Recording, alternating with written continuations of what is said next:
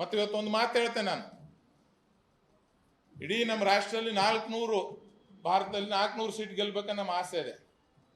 ಆ 450 ಗೆಲ್ಸಂತ ಕೆಲಸ ನಮ್ಮೊಬ್ಬ ಸ್ಟಾರ್ ಪ್ರಚಾರಕರಿದ್ದಾರೆ, ಒಬ್ರು ರಾಹುಲ್ ಗಾಂಧಿ ಅವರು.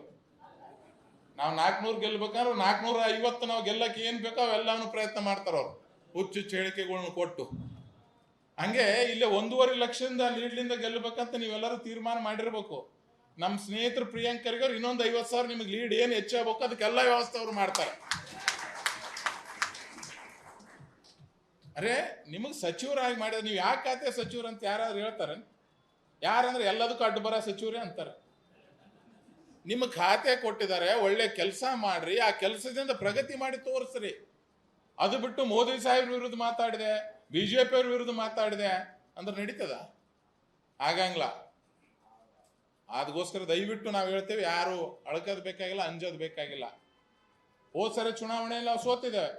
ಎದಕ್ಕೆ ಸೋತೀವಿ ಅಂತ ನಮಗೆ ಗೊತ್ತಿದೆ.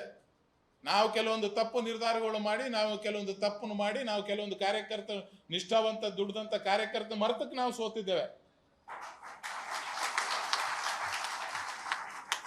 ಆದರೆ ಈ ಸರಿ ಆ ಥರ ಅಲ್ಲ. ಈ ಚುನಾವಣೆ ಬಹಳ ಪ್ರಮುಖ ಚುನಾವಣೆ ಇದೆ. ನಮ್ಮ ಮಕ್ಕಳ ಭವಿಷ್ಯ, ನಮ್ಮ ಭವಿಷ್ಯ, ಭಾರತ ದೇಶದ ಭವಿಷ್ಯ, ಅದಕ್ಕೋಸ್ಕರ ನಾವು ಈ ಚುನಾವಣೆ ಮಾಡಬೇಕಾಗಿದೆ. ಇಲ್ಲಿ ಗುಲ್ಬರ್ಗದಲ್ಲಿ ಯಾರು ಬಿಜೆಪಿ ಅಭ್ಯರ್ಥಿ ಅಂತೇಳಿ ನಾವು ಚುನಾವಣೆ ಮಾಡೋದು ಬೇಕಾಗಿಲ್ಲ. ನಮ್ಮ ಭವಿಷ್ಯ ನಿರ್ಧಾರ ಮಾಡೋಕ್ಕೋಸ್ಕರ ಮಾಡಬೇಕಾಗಿದೆ. ಆ ಕೆಲಸನ ತಾವೆಲ್ಲರೂ ಸೇರಿ ಮಾಡ್ತಾರೆ ಅಂತ ನಮ್ಗೆ ಸಂಪೂರ್ಣ ವಿಶ್ವಾಸ ಇದೆ. ಆ ಕೆಲಸವನ್ನು ನಾವು ಮಾಡೋಣ.